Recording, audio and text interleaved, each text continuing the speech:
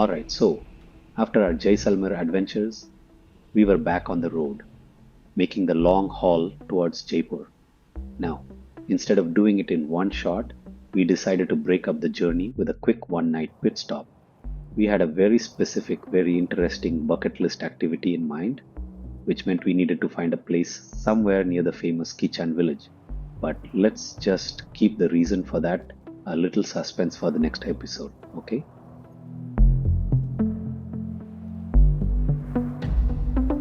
So, the hunt was on, and then scrolling online, this place just materialized.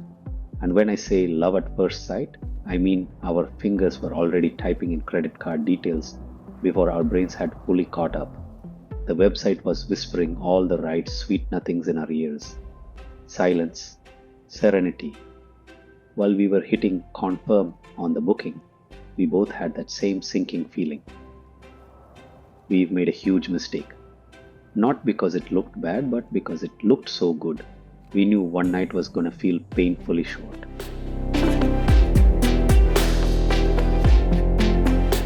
The final clue, we were heading somewhere special.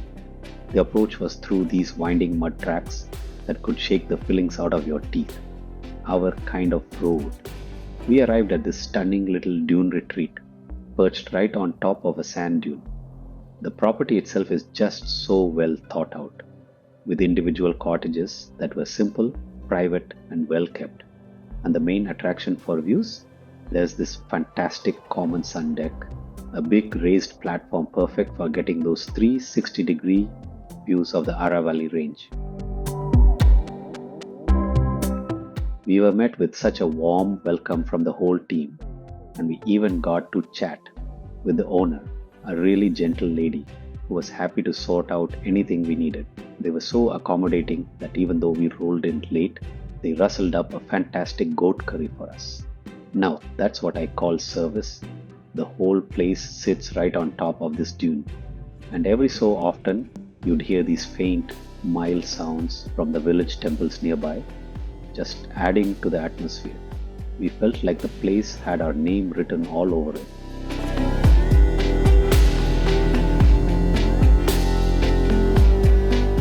With its pool and super private rooms, this place was giving our Kimsar stay a serious case of service envy. Despite not being some big name chain, you could really feel their story of sustainability and simplicity, and that view out into the open fields was just something else.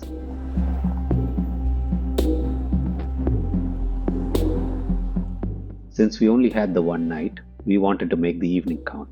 We asked about our options, and they mentioned the usuals: a cultural show, a desert drive, and then the owner, almost in a whisper, tentatively brought up a special romantic dinner, adding hesitantly, "But there's an extra cost for the fire arrangements."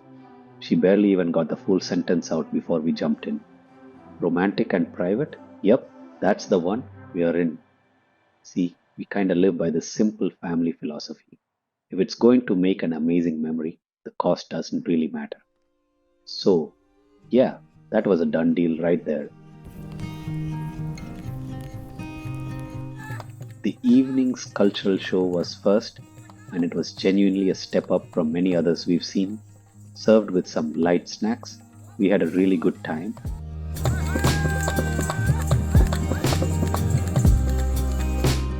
And then it was time for our romantic private dinner. I mean, by now you've probably guessed what I was really about to say. Yep, time for another expertly rebranded special family dinner.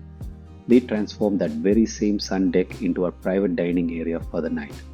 It was beautifully arranged with firewood lit all around the edges of the platform, casting this warm, rustic glow on the whole setup.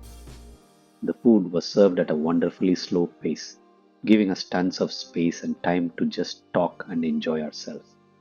The waiters would only approach if you looked up, otherwise, it was just us, the amazing food, and the crackling fire. Ah, pure bliss.